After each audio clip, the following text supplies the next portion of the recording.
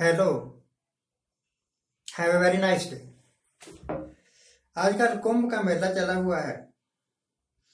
लोग जा रहे हैं प्रयागराज, त्रिवेणी बोलते हैं इनको, स्नान करने के लिए। कहते हैं कि कुंभ के मेले के दौरान स्नान करने से, चाहे वो हरिद्वार में हो या प्रयागराज में हो, दूसरे दो स्थान या वहां हो, आदमी के किए हुए सारे पाप धुल जाते हैं। सवाल यह है कि आप पाप करते ही क्यों हो, या एक नई एलिबेरी खोल के दे दी आपको पुराने बुजुर्गों ने। आफ्टर ऑल ये तीर्थ स्थानों की खोज किसने की? बुजुर्गों ने की। वहां जाके पाप धुल जाएंगे, ये खोज किसने की? ये बुजुर्गों ने की। आप करते ही क्यों हो पाप? पाप किया आपके शरीर ने। अगर तन धोने से मैल उतर जाती है, ये कपड़ा मैला था, धोया, साफ हो गया, स्वच्छ हो गया। इसी लॉजिक को आप इस तरह ना लगा लेना कि मेरे से कत्ल, हमारे गांव में ना अभी 2 कत्ल हो गए। हम भी धीरे धीरे यूपी और बिहार के रास्ते पर चलने लगे हैं। हिमाचलियों, आपको खुशी होनी चाहिए कि जितनी गुंडागर्दी उधर है उतनी इधर भी आ रही है। जितनी बहू बेटियां वहां असुरक्षित हैं, यहां भी असुरक्षित होने वाली है। कोई भी उठता है, गोली चला देता है। ये एक अमन पसंद इलाका था और यहां भी हो। खैर, बात दूसरी हो रही है। आपके शरीर ने पाप किया, मान लो कि कत्ल कर दिया, 2 आदमी मार दिए, पिस्तौल निकाली, 2 आदमी ठाए ठाए मार दिए, तो आपकी भाषा में ये पाप हो गया। फिर आप गंगा में गए और डुबकी लगाई, और किसी पंडित ने आपको बता दिया कि अब आपके सारे पाप धुल गए। तो जब आपके पाप ही धुल गए, तो जो आपने कत्ल किए हुए लोग, तो वो दोबारा जिंदा हो जाना चाहिए ना। जो चीज आपने तोड़ दी वो दोबारा बना दी, तो पाप खत्म। अगर आपकी तोड़ी हुई चीज, आपका मारा हुआ आदमी जिंदा ही नहीं हो सकता, तो आपका किया हुआ पाप कैसे धुल सकता है भाई? और गुरु के सामने हमें सिखाया गया है। वैसे मैं विरोधी नहीं हूं तीर्थों पर जाना, ये वो कभी मैं भी जाया करता था, बाद में अकल आई कि यह तीर्थ पर जाना बकवास है, कुछ नहीं। गुरु गोविंद सिंह जी की वाणी में एक तुक है, तब ही जात त्रिवेणी भय, पुण्य दान दिन करत बिते। गुरु तेग बहादुर साहब का परिवार फिर त्रिवेणी किया, वहां कई दिन रुके और वहां पर पुण्य दान करते रहे। पर तीर्थ यात्रा के वास्ते नहीं गए थे, वो धर्म प्रचार के वास्ते गए थे, वो अपना मिशन पूरा करने के वास्ते गए थे। असम तक गए थे। असम, जहां की बोली भी और है, जहां का खाना पाना की भी और है। अभाख्या का कुट्ठा बकरा खाना, एक तो कहती है अभाख्या का कुट्ठा बकरा खाना। उनकी भाषा और हमारी भाषा और, हम भाषा नहीं समझ रहे उनके, परंतु उनका भोजन खाना पड़ रहा है, क्योंकि हमें बनाना नहीं आया। उधर जाके उन्हीं की तरह भोजन करना पड़ा। क्या? तो पाप आपने किया, और मैल धोती रहे गंगा। गंगा को मैला किया फैक्ट्रियों वालों ने।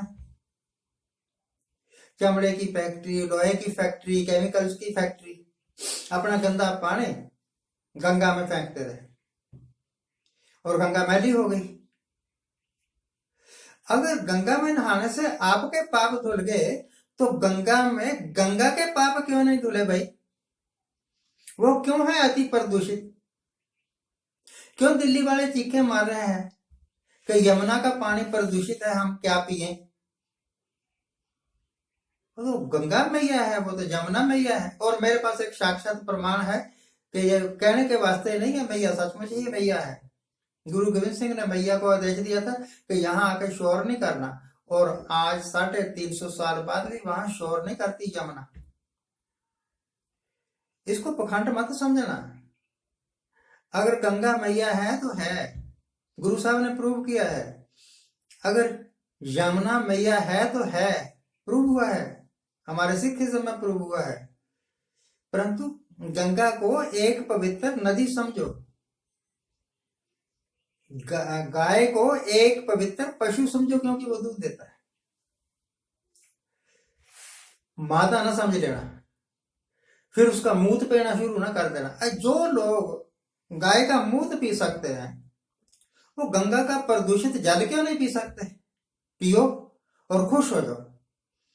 क्यों मैं प्रदूषित था, गंगा ने मुझे धो दिया, और आप हमने जल प्रदूषित किया, गंगा ने वो जल भी पवित्र कर दिया। अब उसमें कोई प्रदूषण नहीं है। एविडेंट दे दो, एविडेंटली कह दो कि ये देखो इस गिलास में प्रदूषित जल, और इसमें थोड़ा हमने मिलाया गंगा का जल जो कि पवित्र है, माना गया है पवित्र है। अब इसको लेबोरेटरी में टेस्ट करते हैं। अगर लेबोरेटरी में टेस्ट करने से उसमें कोई भी गड़बड़ ना आए तो समझ लो कि आपकी थ्योरी 100% सच है। गंगा लोगों के पाप धोती है, गंगा अपनी मैल भी धो देती है, गंगा प्रदूषित गंगा को पवित्र जल में बदल देती है। करके देख लो। और ये सारा कुछ पखंड करने का फायदा क्या है? बड़े बड़े मेले लगाना, बड़े बड़े मंदिर बनाना, बड़े बड़े धार्मिक आयोजन करना, इससे क्या देश की समस्याएं हल हो रही हैं? देश की समस्याएं अगर हल हो जाए तब तो ठीक है। देश की सबसे बड़ी समस्या मेरी निगाह में है, जिस वक्त मैं पढ़ता था 72 में, उस वक्त हिंदुस्तान की आबादी थी 72 करोड़, और आज जब मैं आपसे बात कर रहा हूं दुगनी से ज्यादा हो गई है, ये लगभग 150 करोड़ हो गई है। तो मारो कोई मंत्र, पॉपुलेशन कम कर दो, छिड़क दो गंगा जल, 100 करोड़ लोगों पर गंगा जल छिड़क दो, और वो 50 करोड़ रह जाए, मारना किसी को नहीं। हो सकता है ऐसा? नहीं हो सकता। हम पॉपुलेशन बढ़ा ही सकते हैं, कंट्रोल नहीं कर सकते। भूखमरी हम बढ़ा ही सकते हैं, कम नहीं कर सकते। अब आजकल खबर आ रही है कि बैंकों में पैसा घट रहा है। इतना पैसा था कहां गया? तो जवाब सीधा साधा यह है कि लोभी सेठों ने कैश जो है अब वो कवर कर लिया, अपने पास रख लिया, बैंक खाली हो गए। बैंकों से कर्जा लेके बड़े बड़े धन्ना सेठ भाग गए, या जो हुकूमत है, हुकूमत की वजह से उनको कोई एलिबाई मिल गई, उनके लोन्स राइट ऑफ हो गए, पैसा सेठों के पास, सरकार ने कर्जा माफ कर दिया कि ये दे ही नहीं सकता। कैसे नहीं दे सकता एक सेठ कर्जा? लिया क्यों था? तो ये जो आपके समाज पर, आपकी पॉलिटिकल सिस्टम पर कलंक लगे हुए है ना, देश का पैसा खा जाना, देश की प्रॉपर्टीज को बेच बेच के सस्ते मोल खरीद खरीद के अरबपति खरबपति बन जाना, इन कोड़ों को, इन कलंकों को, इन कैंसर्स को हटाओ। देश अपने आप ही सुंदर हो जाएगा, देश अपने आप ही सोने की चिड़िया हो जाएगा। आप कुछ भी करते रहो, जब तक ये देश समाज की तरक्की को खाने वाले अडानियों अबानियों जैसे लोग बैठे हैं, कुछ नहीं होगा। गरीब आदमी पिसता रहेगा, और ये वोटें छोटे से लालच में वोटें डालता रहेगा। केजरीवाल मेरा बिल माफ कर देगा, मैं वोट डाल देता हूं। बीजेपी वाले मेरा बिल माफ कर देंगे, मैं वोट डाल देता हूं। कांग्रेस वाले मुझे स्टाइफन दे देंगे, मैं बिल वोट डाल देता हूं। इस तरह के छोटे छोटे लालच देके वो आपकी बोतल ठाक के आपके सिर के ऊपर राज करते रहते हैं, और आप उनके जूते भी खाते रहते हैं और उनकी जय जयकार भी करते रहते हैं। विदेशों में ये हाल है कि हिंदुस्तानियों को कोई जूते तक नहीं मारता आजकल। अमेरिका ने कह दिया कि निकल जाओ सारे, आप इलीगल हो। तो ऐसी तो आपकी दुर्दशा है। अपनी दुर्दशा पर रोइए, इस बात पर खुश ना होइए कि वहां पर करोड़ों की संख्या में नंगे होकर साधु नहा रहे हैं। करोड़ों की संख्या में नंगे होकर नहा भी लिए तो प्राप्त क्या होगा? क्या इस बार वीट का उत्पादन तिगुना हो जाएगा? क्या इस बार स्टील का उत्पादन तिगुना चौगुना हो जाएगा? क्या हमारे इंपोर्ट्स बहुत ज्यादा बढ़ जाएंगे? क्या हम बहुत ज्यादा एक्सपोर्ट कर पाएंगे? क्या चीन हमारी जमीन वापस कर देगा?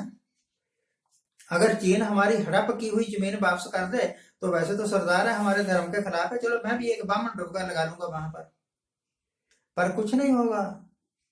युद्ध करना पड़ेगा तब चीन जमीन वापस करेगा। इन हरामी सेठों को भगाना पड़ेगा तब। कौन भगाएगा? सेठों के पृष्ठ पालक कौन है? हुकूमत के लोग हैं। जब हुकूमत ही बढ़ावा दे रही है, बस इसी तरह मरते रहो, खपते रहो, अपना खून फूकते रहो, सोच सोच के देश की दुर्दशा के बारे में। Thank you very much for watching. Please watch and share this channel. Thank you.